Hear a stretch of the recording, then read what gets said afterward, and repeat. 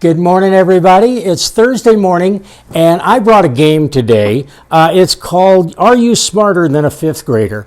Now, we are not going to play this game today, but I brought it to make a point because, whenever you have a game that you purchase, you open it up, you read the rules, and the rules say, do this, if this happens, there's this penalty, go back 2 squares, whatever it says, but there are rules to the game. Well, whoever creates the game makes the rules, okay? Now, at times, we don't criticize, the maker of the game, but we do in life.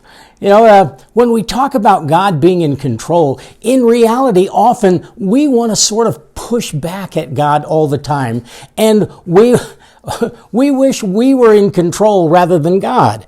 But remember this, if God makes the world, He makes the rules, just as He who makes the game makes the rules. Now, if God is in control of that, it means that He has designed certain things to function a certain way. We've talked about the law of cause and effect and consequences, and as we talked about sin. But at times we look at life and we say, well, that's not fair. And we get angry at God for doing what God does, for being in control and making the rules, and we criticize Him because we say, well, you're not fair. Well, there's an interesting passage in Isaiah chapter 45 where God says through His prophet Isaiah, woe to him who quarrels with his maker. Now, instead of us really submitting to God's control, a lot of times we're busy quarreling with Him. And you know what? I bet we will lose most, if not all, of those quarrels. So one of the things is quit quarreling with God. Let Him be in control. Now, the second thing in that passage, it says, does the clay say to the potter, what are you making? Now, you see, right there is the second thing we see of questioning God. Well, what do you think you're doing?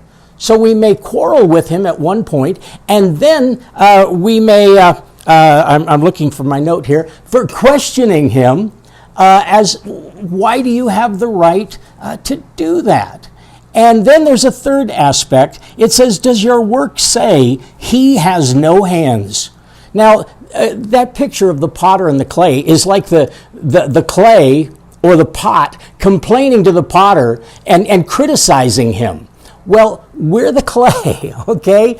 We're what God is making, and the Bible says we have no right to criticize the potter. Let the potter do what he does, because he's making things the way he wants to make them, and if he makes the product, he makes the rules. If He made the game, He's designed the rules.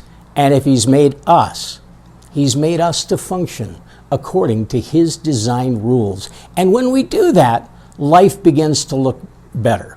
So remember, God is in control.